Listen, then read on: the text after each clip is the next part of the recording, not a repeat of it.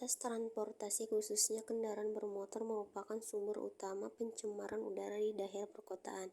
Menurut Swedomo 1990, transportasi darat memberikan kontribusi yang signifikan terhadap setengah dari total emisi untuk sebagian besar timba.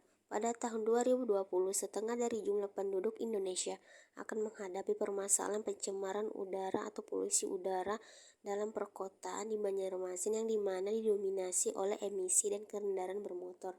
Definisi tersebut mengandung makna bahwa IP sebagai sebuah kajian yang sumbernya berasal dari ilmu-ilmu sosial dan humaniora memiliki peran yang sangat penting dalam mewujudkan warga negara yang baik di mana tujuannya adalah mempersiapkan generasi muda untuk memiliki kemampuan untuk membuat keputusan yang rasional yang akan diterapkan dalam kehidupan bermasyarakat.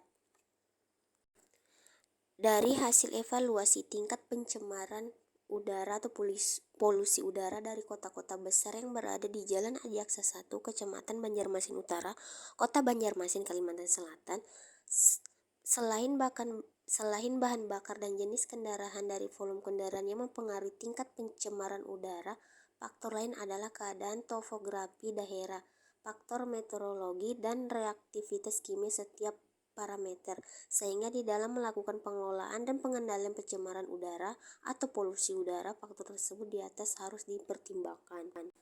Dampak terjadinya pencemaran udara terhadap kehidupan dan lingkungan. Sebagaimana kita ketahui bersama, pencemaran udara atau perubahan salah satu komposisi udara dari keadaan normal mengakibatkan terjadinya perubahan suhu dalam kehidupan manusia. Pembangunan transportasi yang terus dikembangkan menyusul dengan permintaan pasar ternyata telah mendorong terjadinya bencana pembangunan. Tentunya hal ini harus merupakan sebuah peringatan kepada para pemilik kebijakan industri dan kebijakan transportasi agar melihat kepada masalah udara di sekitarnya, sehingga proses pembangunan yang ada di Indonesia dalam konteks transportasi ternyata telah menimbulkan bencana pembangunan yang pada akhirnya bermuara menjadi permasalahan ekologi. Oleh sebab itu, kejadian-kejadian seperti pencemaran udara atau polusi udara pun tidak terhindarkan. Bukan hanya itu, ternyata permasalahan ekologi yang terjadi akibat transportasi ini juga menjadi permasalahan psikologis yang ada pada masyarakat. Semakin tinggi tingkat pencemaran udara, maka kecenderungan tingkat stres pun akan semakin tinggi pula. Kebijakan transportasi yang berhubungan dengan lingkungan atau transportation information adalah merupakan suatu penyebab munculnya dampak sosial. Artinya, dampak sosial yang dimaksud adalah transportasi yang tidak teratur yang kemudian mengganggu kehidupan manusia.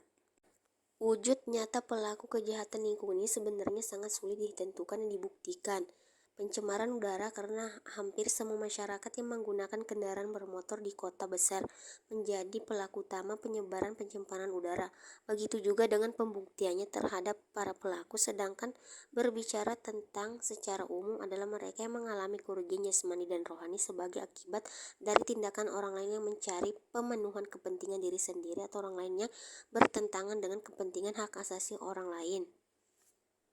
Keterkaitan antara pencemaran polusi udara dalam pembelajaran geografi IPS waktu SMP kelas 7, 8, dan 9 dan dikaitkan dalam pendidikan lingkungan hidup dapat dijelaskan bahwa antara kaitannya pencemaran polusi udara dengan pendidikan lingkungan hidup adalah sebagaimana kita ketahui bersama, pencemaran udara atau perubahan salah satu komposisi udara dari keadaan normal mengakibatkan terjadinya perubahan suhu dalam kehidupan manusia. Pembangunan transportasi yang terus dikembangkan menyusul dengan permintaan pasar ternyata telah mendorong terjadinya bencana pembangunan dan proses pembangunan yang ada di Indonesia dalam konteks transportasi ternyata telah menimbulkan bencana pembangunan yang pada akhirnya bermuara menjadi permasalahan ekologis keadaan sekitar yang mempengaruhi perkembangan dan tingkah laku makhluk hidup dari segala sesuatu yang ada di sekitar manusia yang mempengaruhi perkembangan kehidupan manusia baik langsung maupun tidak langsung. Analisis mengenai lingkungan selalu berkaitan dengan dampak yang ditimbulkan oleh manusia melalui kegiatan pemenuhan kebutuhan hidupnya terhadap semua elemen di lingkungan sekitarnya. Perspektif dapat dilihat dari beberapa aspek lingkungan termasuk faktor biologis, fisiologis, ekonomi, dan aspek budaya yang saling terkait satu sama lainnya sebagai sebuah ekosistem global. bumi dibentuk dan dipengaruhi oleh sistem yang lebih kecil, termasuk cara pandang manusia secara individual dalam memahami tempat di mana ia tinggal.